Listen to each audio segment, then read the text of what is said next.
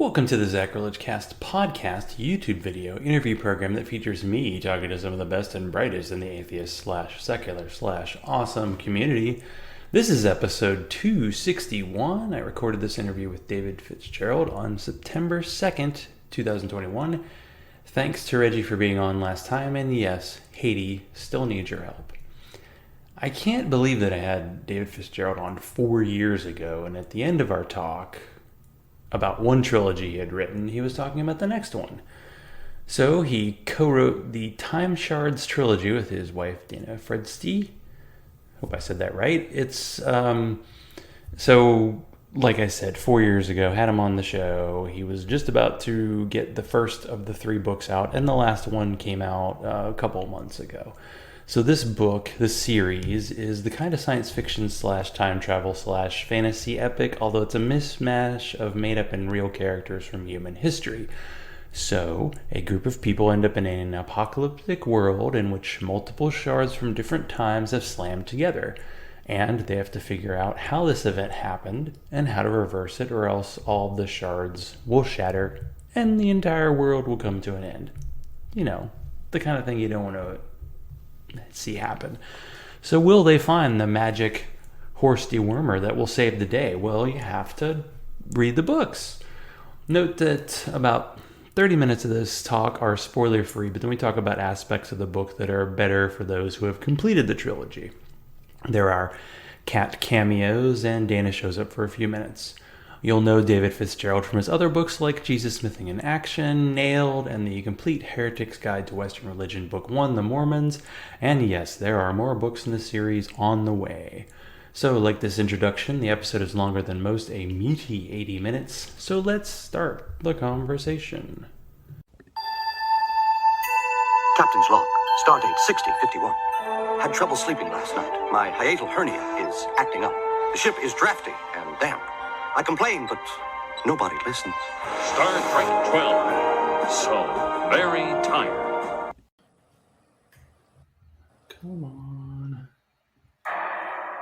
You gotta be kidding me. Welcome to the Zachrilege Cast. David Fitzgerald, you are back on the show. Woohoo! After 4 years. What the heck is wrong with me? 4 years. Well, It blows my mind it's been 4 years. Even though time and space have lost all meaning in the last few years. Still, yeah. That's true. Well, first of all, why do you hate God? I'm sorry, my questions got mixed up. Apologetic show is tomorrow. See, the perfect thing about this setup is that I just rewatched, our chat from 4 years ago. It was like August of 2017. Yeah. And at the very end of the show, you were talking about a sci-fi series you had that was about to come out. And now that series has concluded. Woohoo! All 3 books. Yep. And so it's probably a good time to talk about them all. I think when we initially talked, the last book was coming out in April, came out in June, but it's out now. It's out now. All 3 Once books. It's out, it's like, hey, it's out, people. Get your muddy paws all over it. But before we get into the show, where are you now? Because the last time we talked, I believe you were living like in the San Francisco area. Yeah, in San Francisco itself. And then last year, our rent went up to $4,100 a month. And we said, well, I guess we're not going to live the rest of our lives in San Francisco. And that was the downside. The upside was that we found a place in Humboldt County in Eureka, 5 hours north of San Francisco. This old Victorian house that turned out we could own outright for less than we were paying for rent in San Francisco, even before the rent went up. So it was it's been quite a roller coaster ride the last couple of years. And where, in comparison to your location, are the wildfires that are going on? Wildfires, they are up east of us, about an hour and a half east of us. So, but the funny thing is, all the smoke's been blowing to the east, so you wouldn't even know there was fires happening here for most of the time. This week, it's been a little smokiness in the air, but really, that's the first time I've noticed since this whole season began of fires. We've really been lucky. And how's the feeling in California with like the recall election coming up? I think it's September 14th. September 14th coming up. And if you are listening and you are California voters, get your vote in now. If you're mailing in, do it before the 7th. But yeah, we do not. The last thing we need is to get an anti-vaxxer, anti-masker governor in the office right now. I can't imagine a worse disaster for California. Yeah, I'm a little surprised that our governor here in Georgia hasn't been more like anti-mask. He's just been like, I'm not going to do a mandate. That's it. He's not been quite as openly evil as the people in Florida and Texas. And I showed this to you before the show, but we'll do it again. So tonight, I got the shirt. So I got the beverage, Dragon's Milk, and then of course the vanilla. Nice. Sometimes, they do these weird reserves and they kind of are funky. They had a cookie one a few years back that was amazingly scrumptious. I have the oatmeal cookie glass. Yes, you do. Yes, you do. Boy, you're making me jealous. I am representing a bit too much, probably. But okay, so I used to do the out of context thing. Let's just use a couple of lines from the trilogy. Okay. And I'm sure you'll remember them. No, I will absorb them. It could be like you when you talk to Jesus historicity people. I don't know. Yeah, that's a line from book 3. That's Sinsamaya talking about destroying the Ouroboros that's psychically destroying the whole planet. Yeah. Which is So who's doing that now? No, we could use one of those. And then the other one is he looks like Chewbacca with rabies. Yeah, that is. I think that's Amber describing Porter Rockwell, the one of the bad guys and a famous Mormon figure from real life, from real history. And I stand by that description, by the way. If you've seen the picture of him, he's just got these bright blue pit bull eyes, like a zombie from a 70s Italian movie or something. Yeah, it's good to kind of bring that up because, in these books you have, of course, the characters that you create, and then you have some real, historical figures. You kind of told the story at the end of the last time we talked, but it's been a little while for people. Yeah. Everybody has it memorized, but what was the whole genesis of the idea behind, not only a book, but writing a trilogy? Right. Since you've done a trilogy before, you did the, Mything in Action, which just kind of was like one, I guess a trilogy could theoretically be one long book, but, True. And you started with the idea of a trilogy, right, for this? Exactly. With Mything in Action, I wrote a huge book and then realized it had to be 3 books just for logistics of printing and doing the audiobook. It was funny when I was talking to my sound engineer and he was just going through the motions. I said, this is going to be kind of a bigger book than usual the other ones were. And he says, oh, what's the word count? I said, 250,000 words. And he says, oh, what's the page count? And I gave him the page count. He said, well, is that 8.5 or 11 by 8 or is that 6 by 9? It was like, oh yes, books are smaller than the pages on your computer.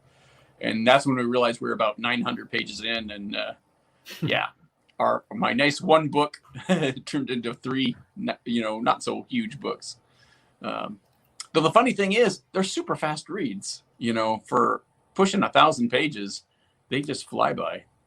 At least it seems to be my experience and the experience that people tell me that they're super readable. I definitely agree. Been through them both. I've had some authors on, but this is the first guest I've had on who's written multiple trilogies, I think, or at least talked about multiple trilogies. Gotcha.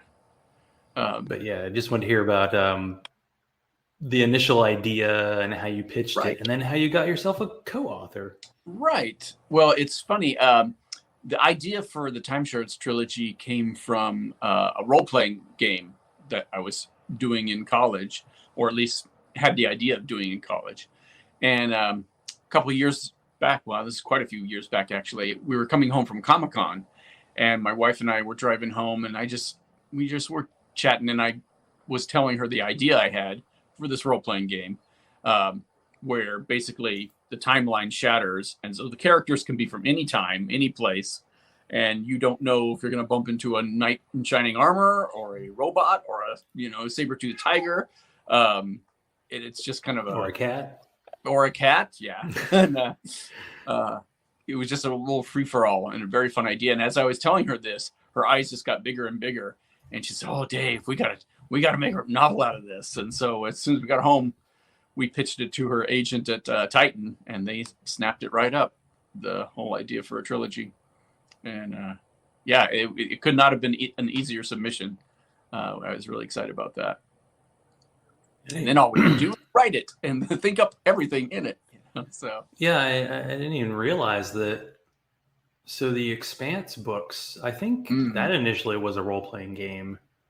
That one surprised me. And it's two authors who write under a pseudonym. There's only one name, but they're two authors. Right. So they kind of do the two things. And that's one of the parts that kind of amazed me. I mean, first of all, having a co-writer. First of all, being married to your co-writer. Yeah.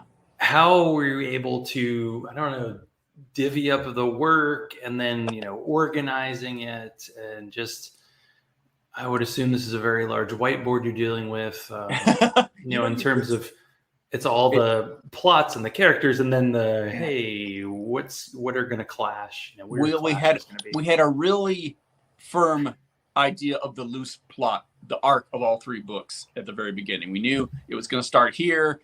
This was going to happen, this was going to happen, and it would end this way. And the rest of it was all walks on the beach, lots of walks on the beach, hammering out plot points. But as far as the actual nuts and bolts of doing the writing, for book one, Dana, my wife, took one of the characters, and I took the other main character and ran with that. And then we would, once we'd done a chapter or two, we'd throw it back to the other person, and they'd put their, go through it and put their 2 cents on it, and we'd hammer it out that way. And I went into the project being a little nervous because we've written things before, but it's always been something that's like I'm helping her do a project for her thing. So I had no ego involved in it at all. This was the first time that it was the other way around. This was like my baby, my thought, and we were all playing in my sandbox for a change. And I was very nervous because I was super possessive, and like as a historian, I wanted to make sure the history was like dead on, it worked out fine. It worked out fantastic. And she brought ideas to the story that I never would have even thought of. I was just really, really could not ask for a better experience writing it.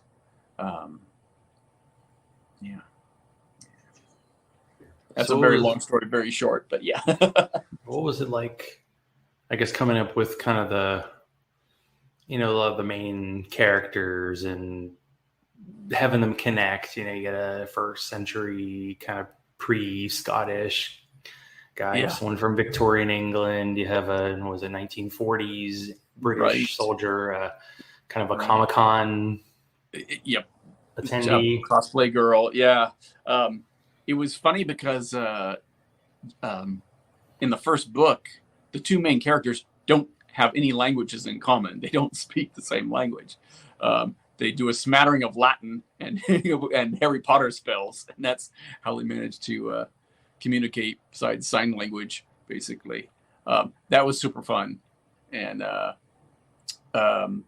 was just kind of I wouldn't say wish fulfillment exactly, but one rule that we put in it was that so you got the timeline shattered, so you could literally bump into something from any single time. That's no problem. Within, I guess it was 600 million years is what we established. But one rule we did keep was that we made it geographically tied. So if you're in book one, England, you're not going to run into samurais. You're not going to run into Amazon tribesmen. So that was the one thing we kept, just to put some corners on things so it wouldn't get too super crazy. And as it is, over the course of the book, they go all over the place, and we wind up seeing all kinds of different things. So that was fun. But yeah, we had some kind of archetypes, and it was mostly sticking with people who could be in Great Britain, this part of Great Britain, at the right time.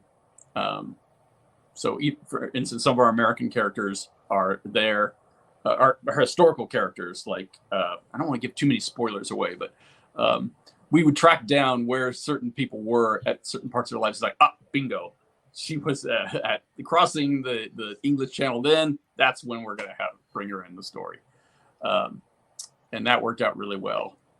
And the fun / crazy making part of the book is that, I've done nonfiction books, I've done fiction books, and normally I like to switch from one to the other because the process is very different.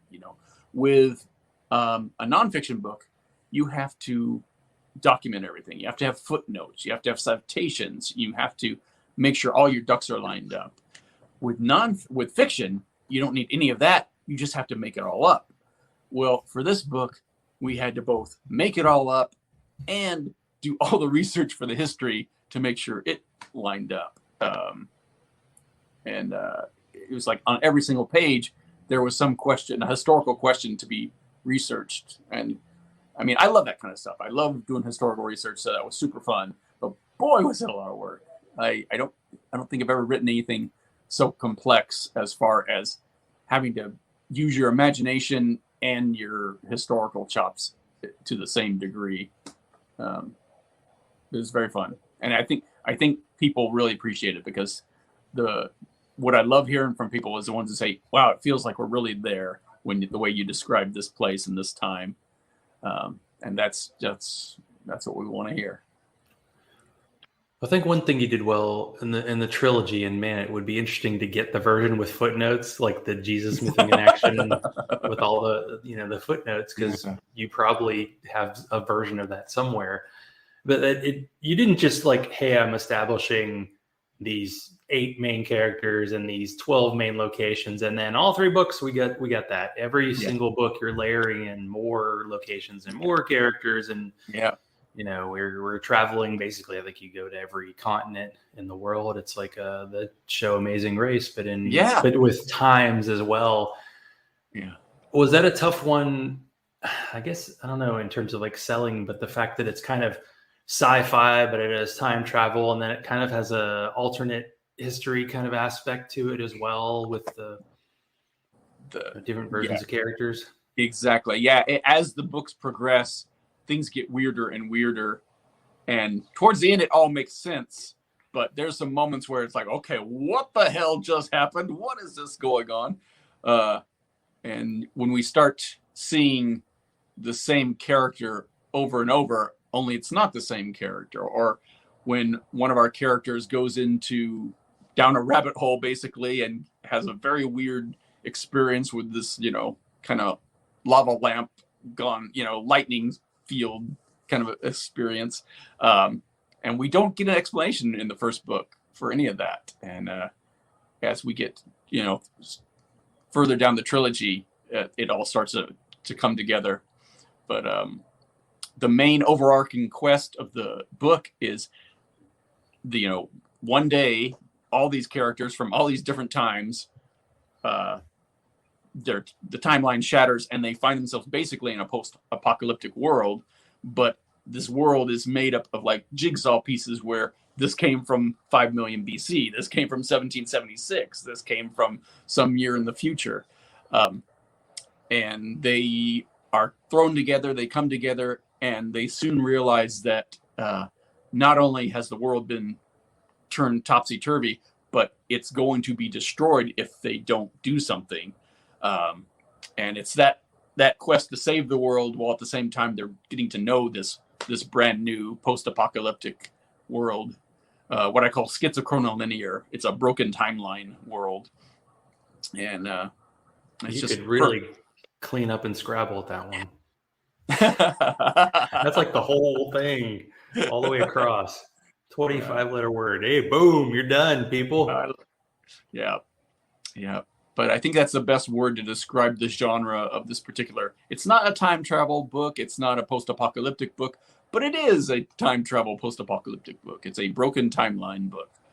and a lot of fun characters, a lot of fun places they go to, and it was fun using the geographical anchoring. Worked on so many levels, because once they go to a certain place, then we'd have to research what happened in that time. So what could they conceivably run into? And some of the stuff, well, some of the places they go are really interesting, and they're kind of not widely known except to history buffs. But it's amazing how many different things you could find in any given part of the world, especially where our characters go to. And that was super fun, being able to like shine a light on things like from Northern Africa or things from Asia that a lot of people don't know about, and yet they're historically accurate, historically real.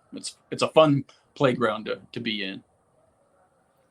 And this isn't really a spoiler, but they do end up in the Garden of Eden, but you have to figure out what that actually means in context of the book. And when you find that out as someone, I don't know, there's almost like a little bit of Easter eggs from your book history, you know, a little bit in there with some of the real.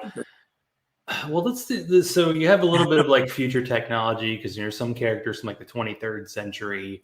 Right. What was it like for you to create like a character that was kind of a ship, you know, AI, and how it like interacted with the characters?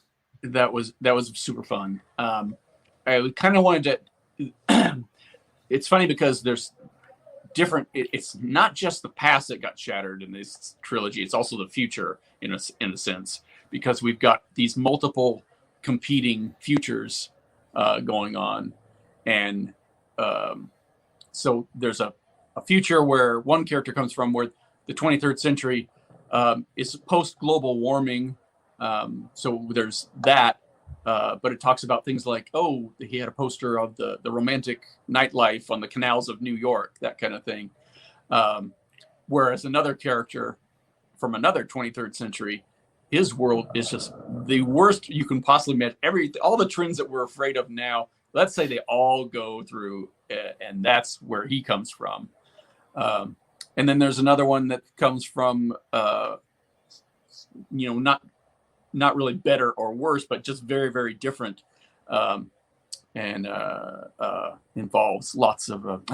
There's so many spoilers I don't want to give, but there's some very different, some very different futures in there, and it was fun to work out all of them. The main future, our future, if you will. I wanted to make sure it was kind of on track with, all the trends that we have technologically now, if this goes on. And like, so nobody really carries anything. It's all either implanted in their bodies or their brains, or it's 3D printed instantly, basically, for them, on demand. And the ship has a lot to do with that. It's got an interesting, motile structure to it. And the character was fun too, of the AI running the ship. Yeah, that's the hard thing about like science fiction. Even when someone wrote it 20 years ago, it can seem really out of date. Like I just finished the Arthur C. Clarke, like the Rama series. Yeah. And he has people in like the 22nd century reading newspapers, newspapers, and people smoke about as much as they did in like 1982. Yeah. And it's like, well, how can you predict a lot of that? Like he still had digital technology before people even really knew what the internet was, that kind of stuff. Yeah. So it's like, there are going to be hits and misses when you do that in the future. You're like, wouldn't the world 200 years from now just be, you would go insane in 10 seconds, probably. Probably so. Yeah. And I for all, you didn't go that far. You go like 150, 200, Yeah. 23rd century. But I wanted to make sure it felt different enough and from our time, because that's always been, as a historical person, that's always my pet peeve, is when they have like somebody from ancient Rome and they talked like they're from San Dimas. They modern sensibilities, they have modern thoughts, and the language sounds modern. I always hated that. Like remember the old Hercules show with Kevin Sorbo? That kind of stuff bugs the crap out of me. But we put a lot of work into having the characters, the differences in the characters, both their strength and their weakness, and to make them not think like 21st century Americans, except for the 21st century Americans. But I want to make sure the Victorians had that Victorian sensibility. I want to make sure the Celts had that. Our Celtic hero didn't see the world the way we do, and it was fun seeing how you throw these characters into a situation, and sometimes the ancient ones would do better than the modern ones, just because they're used to life being weird. They're used to magic and mythology and thinking that's a real thing. So when all these weird things are happening, they just, that's just the way, life is, where the modern characters were really flummoxed by it. I think that was what done really well, is that it wasn't like, hey, the more modern people had the answers all the time. It was like, right. And it wasn't like, hey, the people from 1 BC had all this great knowledge that we've lost now. It's like at certain times, different characters had the answers. So if people, fans of your show or fans of your books, kind of done the shipping, like they've been like trying to force like relationships, like don't you think like Blake and Harcourt, maybe there's something going on there? The Victorian, that will not spoil anything, I hope. The Victorian British guy, and then the guy from the World War II. They were both British, I think, so at least they had that. Yep, they have that in common. Well, there is some romantic interests that come to fruition in book 3. And again, I don't want to spoil it for everybody. I'm real bad at spoilers. And if you want, we can talk in cryptic riddles for the first part, and then for the last half hour, you want to do all spoiler editions. We can talk about whatever you want. That's actually not a bad idea, because I do since how it's like, I've got this book and things happen to these people, and I don't want to say anything, but if you want to do a whole all hands barred, let's just give a spoiler alert and then go for it whenever you want to do that. Well, it could be fun. Before we do that, so what about we kind of talked about this earlier, but you were getting like real people into the book, and as not a student of history as much as you are, I probably missed a few, but a couple that I know I caught on was Porter. Like as soon as Porter Rockwell, I got him in the book, I was like, I had to chat with you because I know you're doing that series with Bryce, and you have your book about Mormonism. So clearly, you didn't include Joseph Smith, which was maybe disappointing, but the fact that you included one of his top lieutenants, and then was it Hypatia of Alexandria, was from Alexandria, the famous library, including her as a character. That was, what was it like to say, okay, these are real people, I want to include them in the book, do the best I can to show off their character. Hypatia was one of those early on we knew we wanted to have, because we knew we wanted to have them saving the Library of Alexandria as part of the overarching theme of the story. The funny thing about that was, have you ever seen the movie Agora? I haven't, because that was about that time period, right? It's about Hypatia, and I kind of have a love-hate with the movie, because they take a lot of liberties with the story in several ways, but the things they get right, they get so well right. The look of 4th century, 5th century Alexandria is amazing, and it's a real you are there feel to it. Even though there's some quibbles about Roman armor, what the soldiers would have looked like then, but the layout of the city and the feel of the city and the feel of all these religious torment going on between the pagans and the Christians and the Jews, they did an amazing job. So I knew, she's always been one of my favorite characters of history anyway. But the funny thing was, the more research we did on Alexandria, the more I realized, there wasn't ever really one single Library of Alexandria. And it didn't just go away at one time. So all these simplistic ideas I had about, the myth of the Library of Alexandria, we kind of had to fine tune it, and it became more saving the whole city, which, still worked. But it's interesting how your scope of something changes when you do more research. And there's lots of things that we discarded because the research didn't pan out. So, it was quite a labor of love, this book, and we took very few liberties with the history. I think the only one I can really think of is we made it easier for them to get from one part of ancient Egypt back to the Nile than it would have been in real life, because otherwise it would have been, just wasted time from a story standpoint. But for the most part, the history is pretty accurate. The language is pretty accurate. The facts that get that they live through are pretty much how it would have been, and I think that's going across the board for all the places we went to. Did you know Porter Rockwell would be in there initially? No, I didn't actually. But he's such a fun character. I think early Mormon history is so chock full of these scoundrels, but he's like in a class of himself by himself, because he was like a Mormon gunslinger outlaw / hero to Joseph Smith, and it's just the thought of taking him and, okay, you're cut off, you're on your own, there's no Joseph Smith, no Mormon church, it's just you, and what a monster he could be on his own, I think comes off pretty well in the book. Although, I mean, when he comes in the book, this is in his own timeline, like, I guess, post Joseph Smith dying. Oh, no, it might be. Yeah. We catch up to him, or he has a flashback to right after Joseph Smith was killed. And again, all the characters in the book, we start them out they're in their own time. And then one day, this thing called the event comes, shatters the timeline. So when we catch up to all our characters, it could be in any part of their life, it just, we get a snapshot of each and every one of them. And that's where they enter the story, is at, the arbitrarily picked times. So for instance, Hypatia comes to the story before any of the horrible, tragic things happen to her.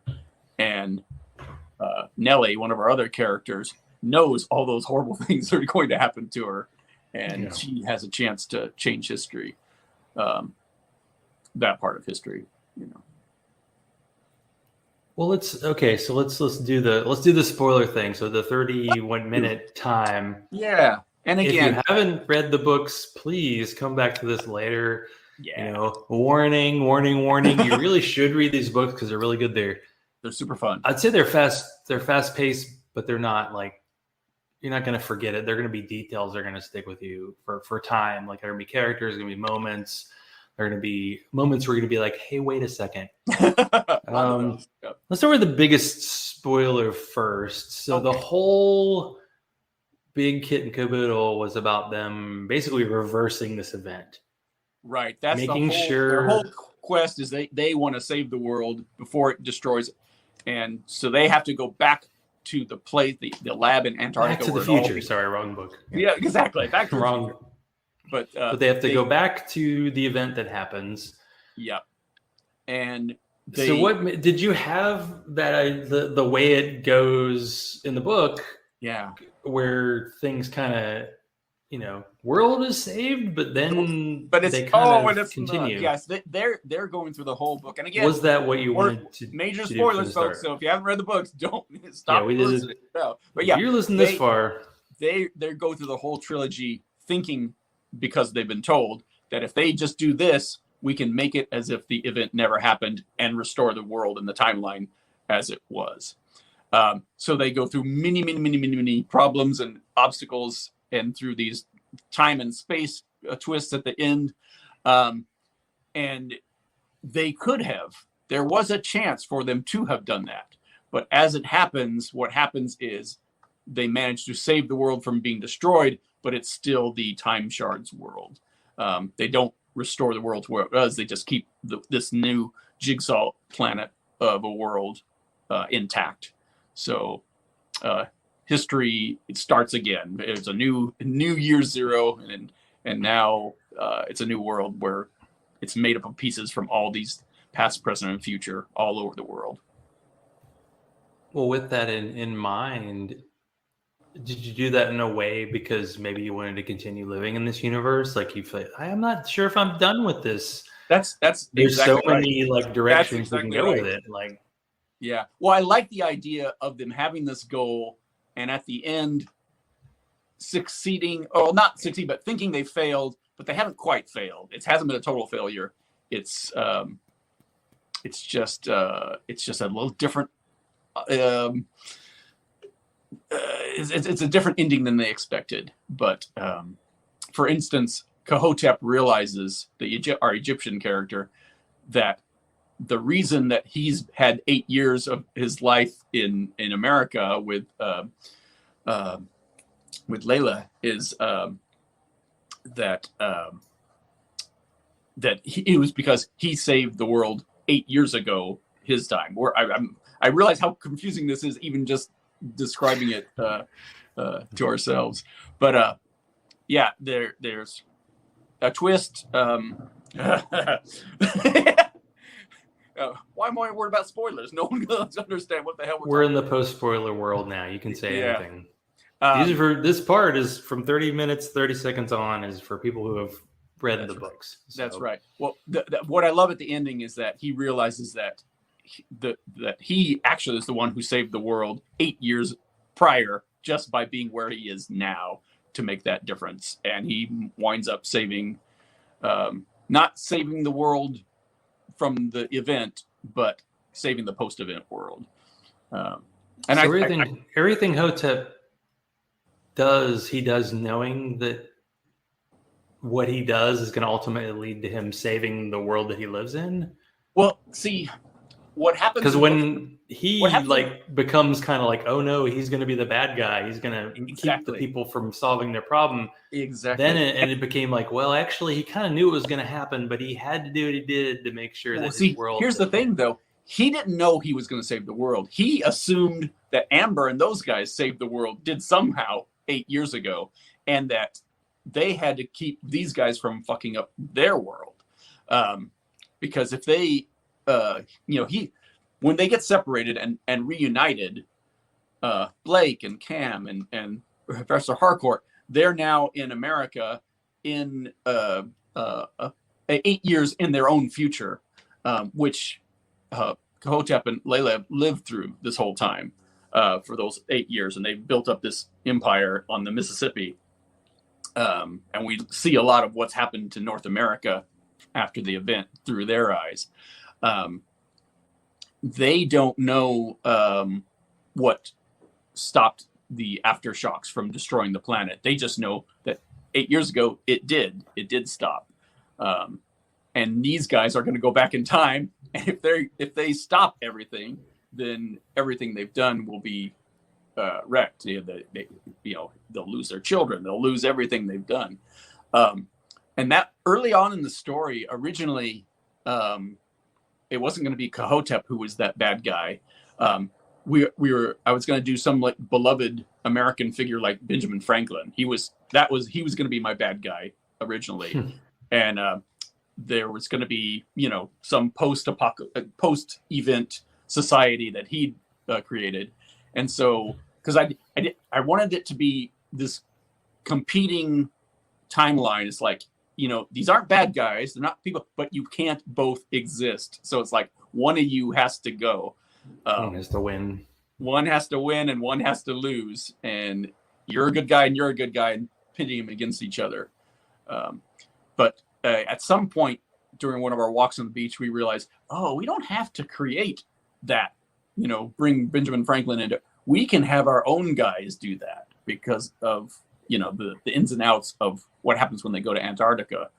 And basically what happens is there's a thing called the shatter field, and it's like the endosphere around a black hole. It's where time and space are breaking down, and it's a spot where it's like if you take all these timelines in a bundle like a rope, that's where all the frayed edges are. And so when they're in Escher space, that's where the frayed edges are. The shatter field is sort of the outer part of that, where it's all these bits of space-time and as you know, when you hit one, boom, you're no longer it's a what do you call it? Not an Einstein-Rosen bridge, but it's a connection to another time and space, and it forms a wormhole of sorts. Yeah, I think when that happened initially, because that's in like book 3, but that's in book 3, and the whole when they fall into these, I'm like, they're right. You know, at the beginning of the book, they're like, we're here, where we're gonna stop, and then they fall and fix it all. And then they fall into this thing, and I'm like, oh, come on, you're just creating this thing to like, you know, delay till the end, and then it's like, oh, we're going into this whole different world. Yeah. That was the point. It's not padding the book. It is the book. Yeah. Yeah. Well, yeah, exactly. Yeah. I mean, there are tricks of the trade, but at the same time, when they're done well, then you're just like, hey, I can see them. I hope so. You know, I can see like, oh, I can see what he's doing, but let me follow. Oh, wow. Okay. Never mind. I'm in. Yeah. I'm with you. I'm good. I mean, on the one hand, it was an opportunity to send us to more places. So we had more places in the world we hadn't seen yet. And see more stuff that I wanted to bring along from the beginning, like Cahokia. Cahokia is something I always wanted to do. Northern Japan, the Ainu people, that was something I knew I wanted to have in the book, and it was that super part fun. I wasn't totally sure where. Yeah, you were, because that part when you were in the different versions of like St. Louis, Missouri, and you know, you had the. What is it? The Arch, and then the gangsters, and the kind of Porter Rockwell era, you know, 19th century version. Yeah, just all living together. And in a way, I was like, wait a second, these people have created this whole society. Uh-oh, your video disappeared. I may have lost him. No, shit. Well, that was fun. He actually went into a wormhole, everybody. The first time a character's ever gone into a wormhole in show history. Oh, wait, he's back. Except your audio is gone. I can't hear you.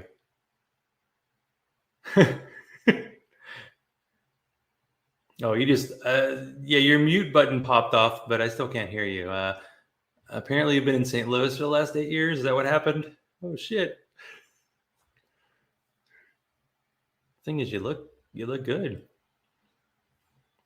But the audio part is not happening. It's weird. There's something happening on the audio on your side. You just talk really slow. I can see your words. Then we can continue the interview. That's weird. I don't know what happened. I assume a cat was involved. Anyway, for those of you in the future checking this out on the... It's weird because it does the mute thing and then it pops off. So I don't know. Maybe you need to click on the link again to get back in the room. Like leave and come back. See if you can try that. This is live radio, everybody. This is what happens. And you know, I didn't really have the plan of doing the spoiler version, but you know what? You should check out the books and then get back with me and see if I came up with the right questions. And let's see if he comes back. If he doesn't, then we'll have to do some kind of cliffhanger. And clearly, I need to make sure that I talk to this guy more often than every 4 years because he's a boss, you know? And one thing we've learned over the past 4 years is the people who are good in this community really stick with them. And I think he's back. Can you hear me? Can you hear me?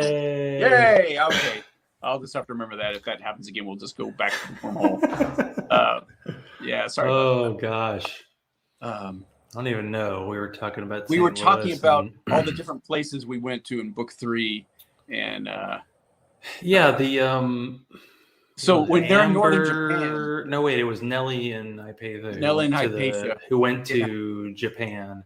Yeah, and I'm really glad. I knew it was like a distant time in the past, but I didn't know where they were. You kind of explain it later, which, you know what, that was one of those things I had to like ask, because at the beginning of the third book you have like the kind of characters fighting each other through like mind powers, almost like a Marvel kind of movie thing. And at that point I was like, what's going on? He'll explain it eventually, you had earned my trust, so I knew it would come. I'm glad you stuck with it. Because the third future. We had the good future, the horrible future, and then we have the psychic wars future, which kind of has a medieval feel about it, really, because the whole world's shattered into all these psychic factions, and that was fun to write too. And of course, we find out all these futures are kind of anchored on this character called, Dr. Meta, Jonathan Meta, and he's kind of the link through all these different timelines. Something in every single timeline that there's something happens because somebody's jinking around with time and space, and it all happens in all these timelines in the 23rd century around this dude, and different incarnations of him. In just in every kind of fiction, you have people like messing with that, and it always goes badly. Yeah. Like, will it ever go well? And I do have to ask, this might get cut out later, but like did you think Hemet Meta is the ultimate character? No, in fact, I think I sent because the name came up. There are different versions, but I was like, wait a second. I think I've sent him an email saying, "Hey, dude." So there's a good guy. It's not even the bad guy. There's a good guy, a bad guy, and another good guy, and they're all named Meta. He is all things. Yeah. Had nothing to do with Hemet. Love Hemet. Yeah. But yeah, the bad guy has nothing to do with Hemet Meta. Yeah. I like the name Meta. It has a nice Greek resonance about it, and it's kind of like a Doctor Who name. It's got that little enigmatic air about it. And I wanted a name that could be adapted in many different ways.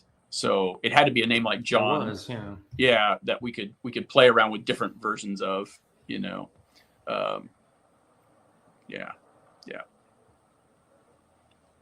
I mean, obviously, in this kind of book, you probably have to keep it PG for the most part, but you did kind of get to an actual, real relationship between Nellie and Hypatia, or Hypatia. Yeah. You can pronounce names better than I can. No, you got it right, Hypatia. Yeah. What was it like getting characters who are from, I don't know, what is it, 1,500 years apart from each other? I don't even know what the time was to actually connect, and obviously they can speak each other's language because of the AI. That's a nice thing you can throw in there, and then it disappears and comes back as you need it, which is good. But the fact that they were able to kind of, admit they were kind of interested. Anyway. Yeah, I mean, it's funny. I mean, Hypatia, she was like famously asexual. She never got married. Never, as far as I know, she wasn't a lesbian. And she did. We do have a story about her rebuffing the advances of one of her students that I almost put into the book, but it seemed overkill at that point. But if anything, she was probably asexual. Whereas Nellie Bly, the reporter, when I've read her memoirs of that round the world trip she took and other writings she did, because we did a lot of writing to get her voice down. She really seems to like girls a lot. And for instance, when she met Jules Verne, it's so obvious her and Jules Verne's wife were totally smitten. She's definitely smitten with the wife, and it seems like the wife really loved her too, even though they had no language in common. She didn't speak English. She didn't speak French. But they seem to really click at their one meeting, and just the way she talks about girls and women, just matter of factly, in her writings, made me think, wow, she really notices when a girl's pretty and things like that. And there's a joke that Nellie says at some point in book 3. He's like, well, I suppose I could be persuaded to marry a rich millionaire with health problems, and that's exactly what she did in real life.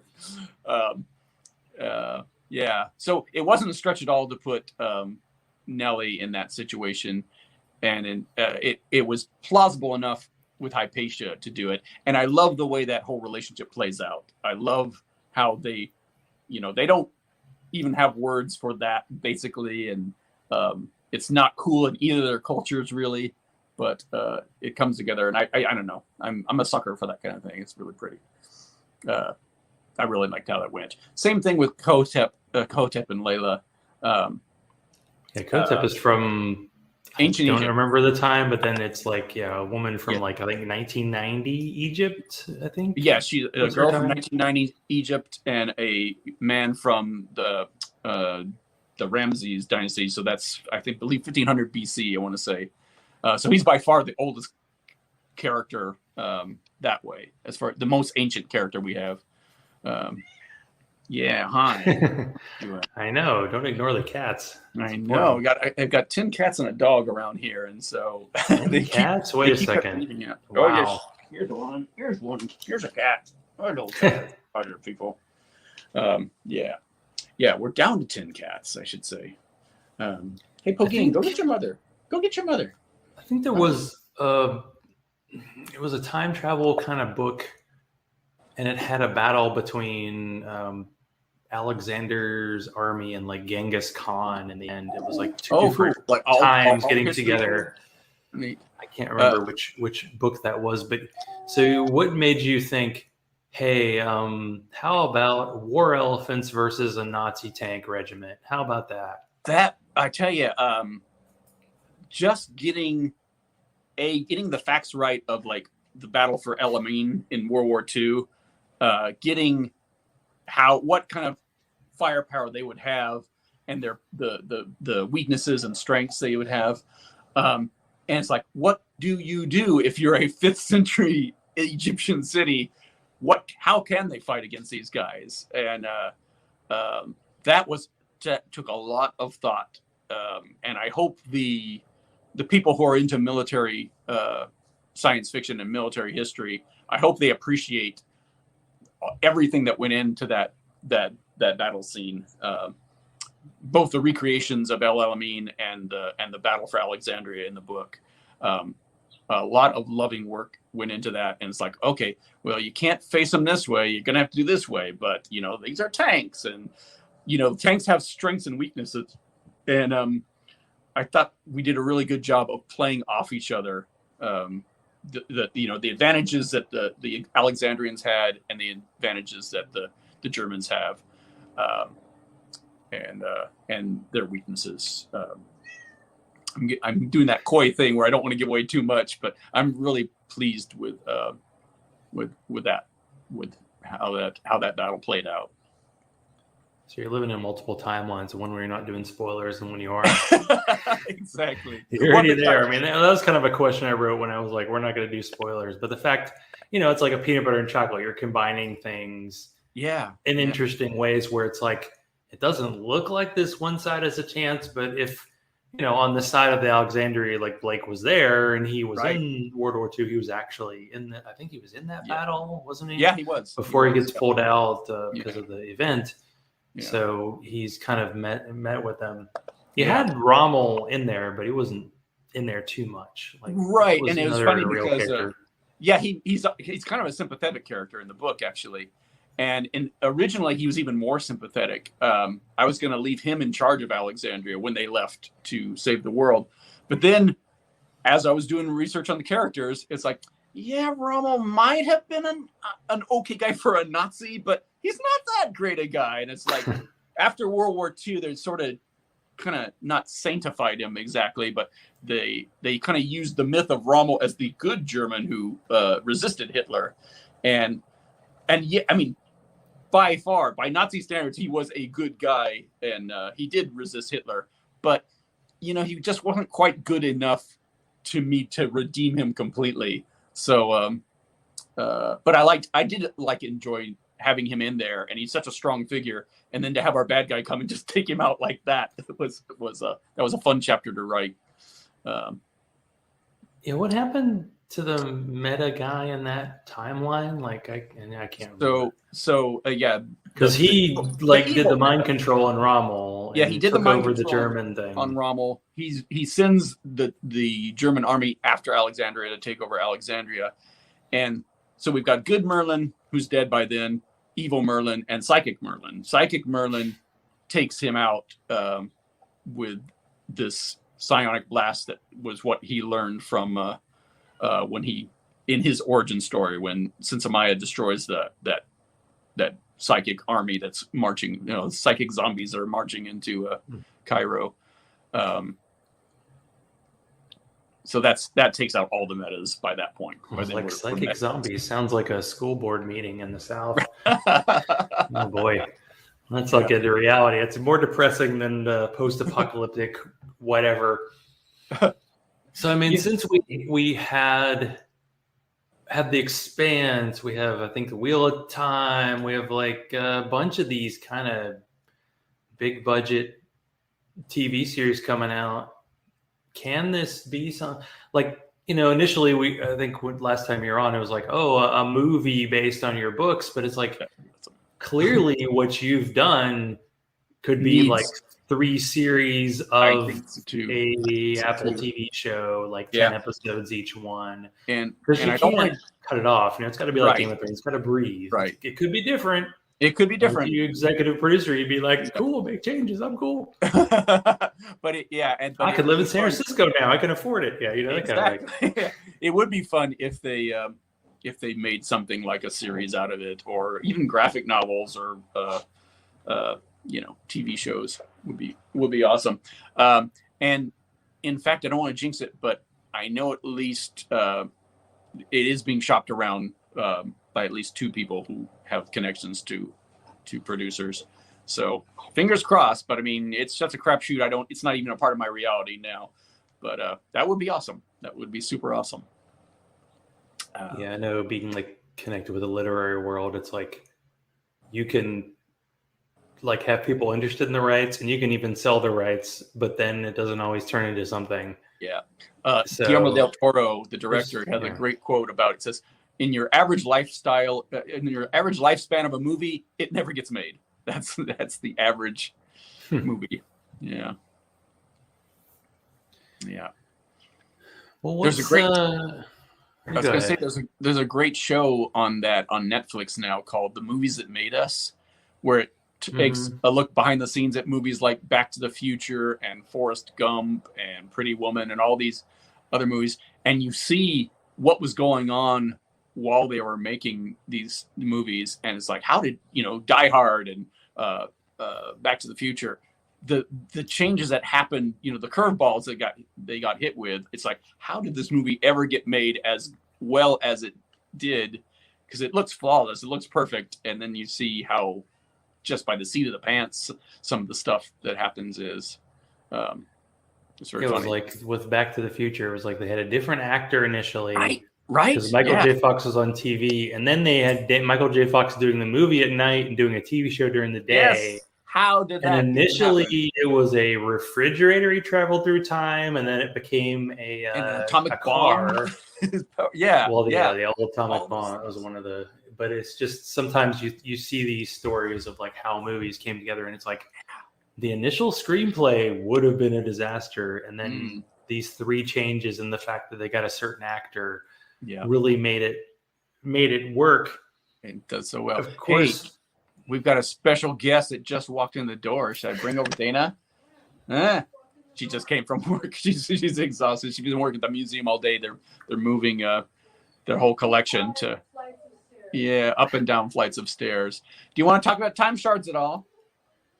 Maybe. We'll see if we we'll revisit that. we'll work up to it. But what's coming next? I think you were talking about like a Sex and Violence in the Bible book. Like, what is it? The History of Western Religion series. What's it called again? It's the Complete Heretics Guide to Western Religion. That's exactly it. And you said complete, so you have. Well, I mean, you have to get to completion, right? The Complete Heretics, not. Oh, okay. Because I was like, you have a lot of books you've conceived of for the series. I do have a Jehovah's Witness book in the works afterwards. Oh, yeah. You talked about that one. Mormons is a tough act to follow, to be honest with you. I mean, there's so much history and wild craziness in that.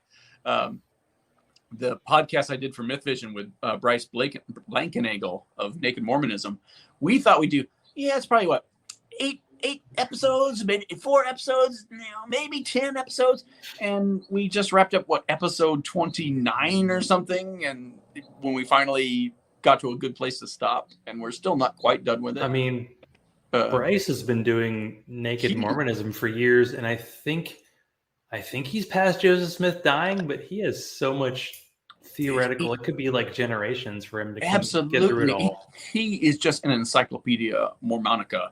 Like with you and him, your history, like you both are just like, you're in this shit. Like you just listening to you two have a conversation about something that Porter Rockwell said to Joseph Smith in like 1846 random year, probably bad history, but you know, you could probably talk for 2 days about just that. Yeah, and there's we just constantly so much. were saying that during the podcast. It's like, you know, we've been talking for 2 hours now. We could be talking about this all month long. You know, these things that happen. We were just going from the best bits to the best bits. I mean, it's like, imagine, you know, as someone, you've written all these Jesus books. Yeah. Imagine having like the historical record that you have for Mormonism, Absolutely. for Christianity. Absolutely. You would have all kinds of stories and all kinds of characters. Yeah. And we wouldn't recognize it as... And there would be things that you wouldn't know about, that you probably couldn't know about. But even because of the fact, the timeline, it's amazing. And yeah, it's probably hard to distill even one episode, because I saw a couple of those that you were doing, and I was like, oh boy, you guys starting a series. Can you finish it? You know, it's going to be a tough one. But I gotta say, that was a super fun series. And if you are interested in Mormonism, that's... So you finished, you guys? You're sure you're done? No, I'm not sure, but we kind of like, we've got other things we have to be doing now. And but yeah, we know, I know we have like 2 or 3 other episodes that we said we would do at some point. We just have to get around to it again. But like a Q&A episode, and we were talking about maybe doing a debate about a thing called the Spalding theory, about where the Book of Mormon came from. Did it come from this particular set of circumstances? And so, yeah, there's still plenty we can talk about. I don't know if you saw on Netflix that show, Murder Among the Mormons. It's a still... I did see it. I remember when it came out, I was like, hey, Bryce, look at this thing. And, you know, it's awesome. It's awesome. I knew the entire story front to back, and I was still on the edge of my seat. They did such a good job. The director is the same guy who did Napoleon Dynamite. So he's really is a great filmmaker. And I mean, what I liked about it was that it was just like 3 episodes, because sometimes these real reality things can go and get a little bit stretched. Yes, absolutely. Yeah, 3 was just the perfect amount. And in fact, if anything, I think they were a little too easy on the Mormon Church, because sure, yeah. they're I mean, I talk about that in my book on the Mormons, and the way they lay it out, it's like, I'm surprised the Mormon Church still exists at all after that. But then again, look at the Catholic Church. I was surprised they just weren't done after that. Yeah. This has been brought up so many times. Yeah. And I feel like you and Bryce would be great executive producers for this kind of thing. Like an HBO Game of Thrones style show about the creation of the Mormon Church. It would be so awesome. Would be amazing. Would the church be like, would you be dead? Basically, because we would be dead. The real story. So much sex, so much violence. Like people don't know that kind of stuff. They really don't. Talk to some ex-Mormons, it's like the people who are still in are like, I have no idea what this is. The people who are out are like, wow. Like, this guy was arrested for fraud before he did the exact same thing to create a religion. It's like, interesting. And there was this whole rogues gallery around him. It wasn't even just him. It wasn't just Brigham. There was a whole slew of guys that were just, predators on this Mormon community. And there still are. That's the thing that kills me. Is like, even now, today, Utah is like the leading fraud capital of America. And a lot of it is Mormon on Mormon fraud. It's like, blows my mind. Blows my mind. Well, it's like that weird Hobby Lobby, Bible Museum, where they bought all these documents. It turned out they were like fraudulent. Yeah. It's like, this is the real Bible. And it's like, oh, no, it's not. Oh, it's not. Yeah. And like a major... That's a good industry. Maybe that's something you and Bryce should be doing, creating. Yeah. I don't know. The guy who was creating those documents was also building bombs. So don't learn that stuff too. Yeah. I was going to say, that's what keeps him from being like the greatest hero of all time, is that, and then he murdered people. Yeah. But yeah, what a magnificent bastard he was while he was going, in the beginning. He was just playing the Mormon leadership like a fiddle, and they were happy to shell out the money. I don't know if this came up. I don't think it came up in the show, but remember at the end, there was this thing called the Mcclellan Collection. And when he realized that, he said, "Oh yeah, I've got the Mcclellan Collection. I'll give it to you." And then he realized, "Oh wait, the Mcclellan Collection is like, an orange crate full of different stuff. There's no way he'd be able to forge it all." That's when his whole scheme fell apart. When he realized he couldn't hand over the Mcclellan Collection. Well, the irony of that, and again, I don't think it came out in the show, but like 6 months after this whole thing wrapped up, and after his trial, the Mormon Church found the Mcclellan Collection buried in their own archives. They'd had it since like 1911. And they'd buried it so deep that they forgot that they had it. And so they were paying, more than $250,000 to this guy for something they had already buried in their collection. Blows my mind. So is there like a place somewhere where you could access like all the original like Mormon documents that you probably couldn't get access to? Like you and I could not. But yeah, there absolutely is. They talk about the Vatican Library. Yeah, the Mormon archives. Who knows what else they have in there? Because if they saw anything that they thought would expose their church as being bullshit, they would snap it right up and put it away. And what I loved about the whole Hoffman affair is that in the beginning, he would find these things, he would sell them, they would hush them up, and then he would leak it to the press, so they'd have to pull it out again and admit that they had it. You just can't make this kind of stuff up. Did you ever read the Expanse books, just out of curiosity? I started watching the show, and I wanted to read the books. I haven't had a chance to yet, but it looks like a very, very cool series from all reports. Because there's a ship during the books in the show that is the Mormons create, and it's to be the first ship to travel to different stars. And it's like we're gonna create whatever is it. Each person gets their own sun. I can't remember. Yeah. Clearly they jumped over everyone else.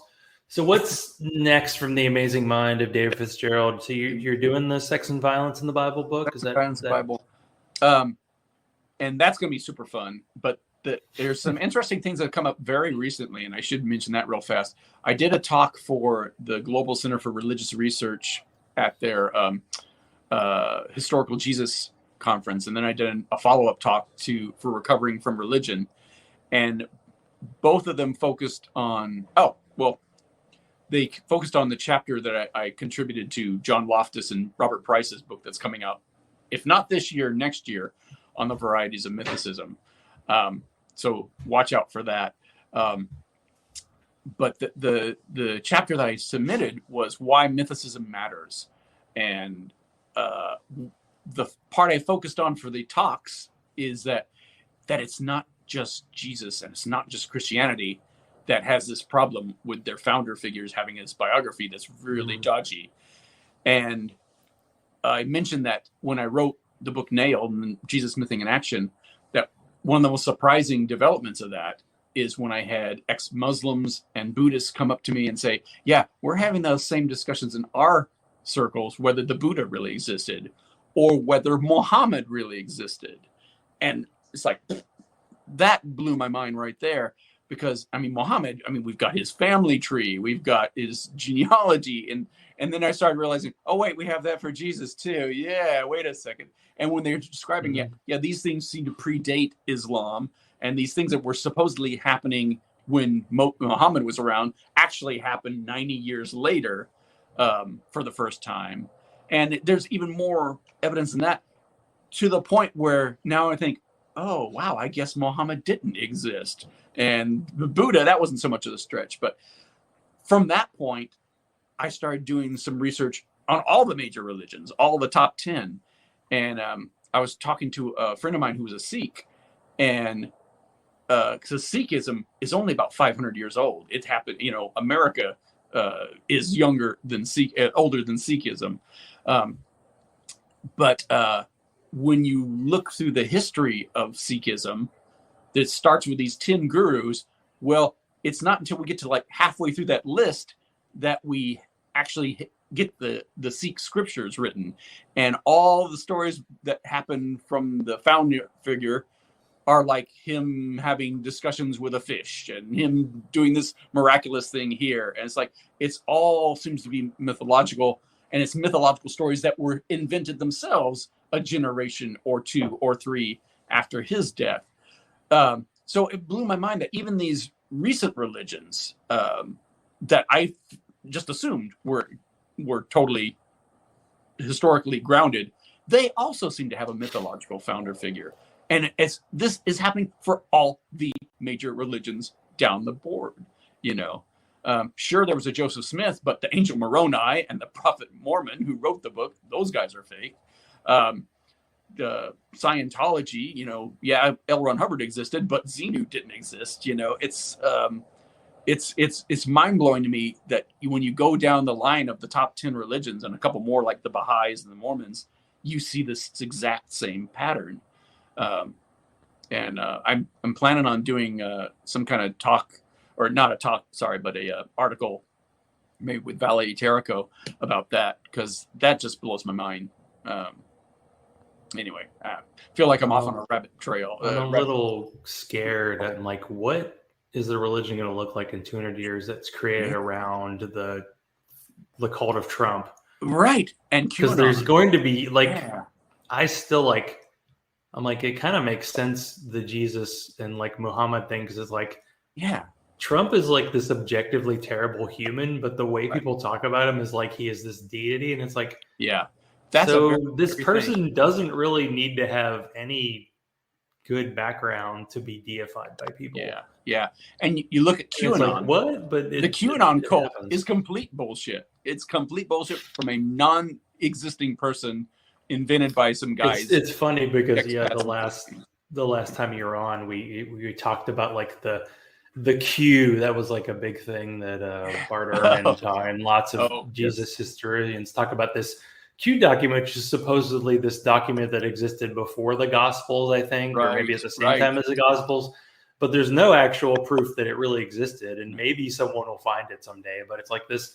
Everybody's like, well, if this exists, then this explains it. So I'm like, well, can you show that this exists first? No, we can't. Okay. Right. But it's like, and then now everybody says Q, and sadly it's connected with, you know, one of the crazier House representatives is only from like 20 miles north of where I am, Marjorie Taylor Greene. She doesn't even live there, and she's like a CrossFit leader, and it's just like, oh, I can do this to be, it's going to be a rough time for a lot of people. Seriously, the Republican Party is going so off the rails and taking the country with it. I'm just terrified where what's happened. They're not afraid. Like they have this, they're going the way they're going. And there's got to be a version of this on the Democratic side where they're just like, we're still playing by rules that the other side has been playing with in 50 years. Well, they're fact proof. They are science proof. It's like, and this, you know, this plays back on something I was saying way long ago, like at least 10 years ago, saying that the good news is that Christianity is shrinking, but the bad news is it's shrinking from the smartest and most rational down to they're the ones leaving. So what's left is the nutty, crunchy core of fundies who are uneducated and proud of it and fact proof. Yeah, it's this weird thing where people are like, I don't trust, you know, that the vaccine for the coronavirus has been properly scientifically checked, but I will check this discredited biologist who's saying take ivermectin, which, hey, if you have worms, that humans do actually use that. It's not necessarily a horse medicine. The problem is the people who take it are taking horse amounts, and they're getting sick. And then you're seeing like, doesn't solve the problem. You see mainstream people who's like, well, there was one study. It's like, yeah, one study, and then later it was discredited. It's like, you know, you do this stuff all the time. You're probably like, oh, there was someone who said there was this book that was, oh, Jesus did this thing, and then you look into it and you're like, no. The fact that we have people using satellite internet to espouse the flat Earth that blows my mind. Blows my mind. That shows how bad things have gone awry. And that's scary to me. That's what I think religion's morphing into. It's like, we fell for this, now we're falling for this. And I'm really curious to see how the 21st century plays out with this. The understanding that skepticism can be situational. Sometimes you just aren't. Yeah. Like, I know I'm not skeptic when I'm rooting for a sports team, but that's okay because that's not going to like kill me if something goes badly. Yeah. But when it comes to, I got the vaccine, but I'm living in a state where, I don't know, 48% of people are not. So I live in a city where it's probably a little better, but I don't know. Even California has pockets of, republicanism.